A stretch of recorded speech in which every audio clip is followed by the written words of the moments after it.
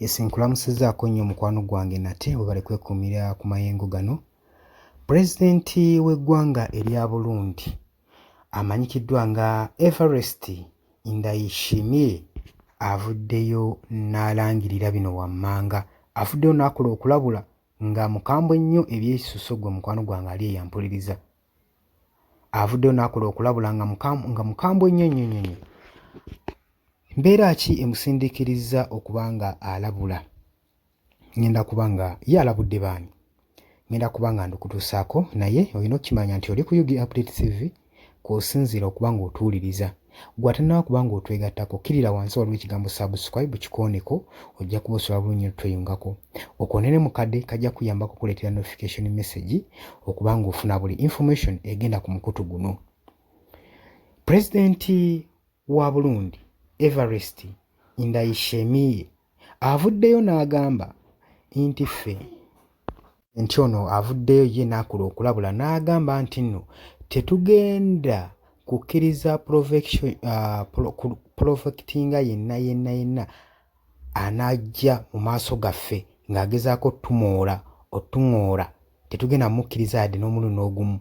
Era n'agamba nti nno oyo yenna anajja mu maaso gaffe tetugenda kukkiriza kubeera awo kufa nga mbuzi, tetugenda kukkiriza kusanjagibwa nga mbuzi nga bwe mukoze ab'eggwanga erya Democratic Republic of Congo ffe ate nga tulina abasajja basobola okwakitinga. Era pulezidenti ono Evariste agambye nti nno agambye amagye ge mube mwetegeke, mubeere ku standby, mubeere ku warm up, tetugenda kukkiriza lino jjoogo. Era enaataaka gye tulaba eggi lya Rwanda gye likola eno mu Northern Kivu kyandibeera nga kakodyo kakusemberera booda yaffe, so tuba tulina okwetegeka. Eyo yonna ataaka Rwanda gy'anaakola Paul Kagame ng'agikola eggwanga lyaffe erya Burundi nga tuprovokopinga. Anaaba ng'asazeewo tuprovokinga, tugenda kubeera nga naffe tumuddiza nga bwe kisaanidde. Tetugenda kubeerawo nga twetuddeko ate nga tulina abasajja enjasabiggu mu ggwanga lyaffe abakwata mmundu asobola okuteekawo embeera.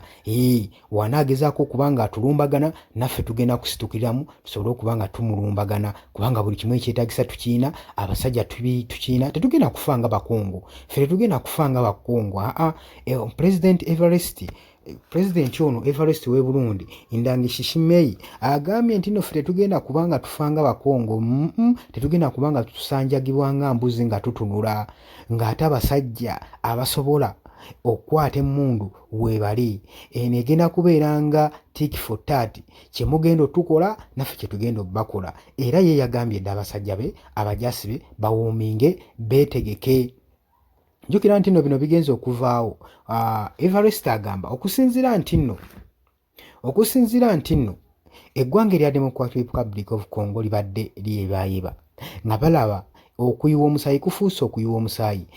Pulezidenti w'e Burundi kyaba akwata amagye troops n'ebyokulwanyisa n'abisindika mu ggwanga erya Democratic Republic of Congo eri mu Northern Kivu, lisobole okuba nga liyambako amagye g'e Congo okuba nga nabo bakola ataaka nga basobola okwerwanako gwe mukwano gwange. Kino nno tekyasanyusizza Paul Kagame, kwe kuvaayo n'agamba pulezidenti w'e Burundi nti ogenda mu maaso n'okuyiwa amagye go mu ggwanga erya Democratic Republic of Congo okulwanyisa abayeekera ba M23 kimenya mateeka, kubanga bano boolwanyisa batuusi, abalwanirira eddembe lyabwe. Kati pulezidenti w'e Burundi ye n'agamba nti Rwanda temuli bannayibba basuffu. Tubadde tukimanyi bulungi nti mmwe abasapootinga abayeekera bano aba M23 ebbanga ddene ng'ojja weegaana. Kaakati ate tulaba abayeekera bagenda basenvula ate banaatera n'okulumbagana territories zaffe eno nga ku booda. Kati tulina okuba nga naffe okwerinda si buti. Tukiraba nti ye pulezidenti w'e Burundi agamba akabinja k'abayeekera bano aba M23 singa banaawamba Northern Kivu yonna ne bagitwala, kitegeeza ki? Kitegeeza nti bajja kuba n'obusobozi obusobola okuba nga balwamba territories za Burundi eziri ku booda.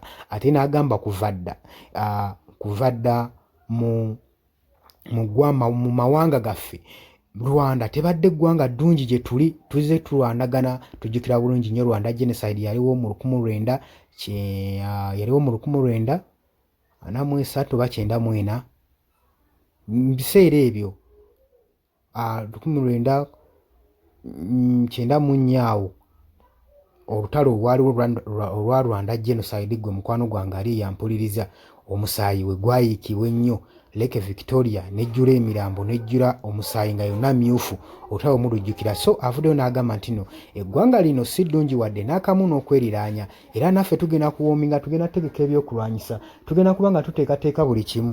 Abagambye mukwate ebyokulwanyisa mukwate enkonyogo emigemerawala sobole okuba nga twetegekera okwerinda sebuti. Agambye ye tagenda kuba nga atunula bino bye bali mu Congo mu ggwanga erya Democratic Republic of Congo abali mu muzannyo biwero bibalimu iffe gezaako Paul Kagame ow'e Rwanda gezaako bugeza okole move n'emu ku ggwanga lyange erya Burundi ogenda otegeera nti no n'embizzi nva.